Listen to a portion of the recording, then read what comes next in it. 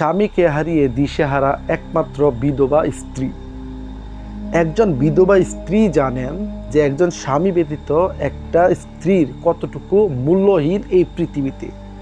কিন্তু বেঁচে থাকতে হাজার হাজার নারীরা তার স্বামীকে তেমনভাবে মূল্যায়নটা করতে পারছে না। কিন্তু যখন তার প্রাণপ্রিয় স্বামীটা যখন তাকে ছেড়ে দূরে কোথায় চলে যায়, যখন তাকে ছেড়ে পরকালে চলে যায়, তখন সেই স্ত্রী বুক ভরা আর্তনাদ এবং কান্নায় জর্জরিত হয়ে যায়। কেন? আমি আমার পরিবারের কথা শুনেছিলাম। আজকে আপনি আপনার স্বামীকে হারিয়ে দেখুন। হেহত নারী, তোমাকে বলতে চাই, বেঁচে থাকতে স্বামীর কদর করতে পারো নাই। আজ তুমি বুঝতে পারছো যে তুমি তোমার বাবার বাড়ির কথা শুনে তুমি তোমার অমূল্য সম্পদটি হারিয়ে ফেলেছ।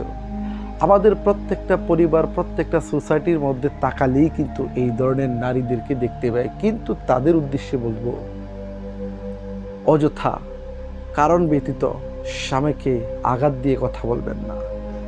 দিন শেষে পরিণতি হয়তোবা এই গল্পের মতনই হতে পারে।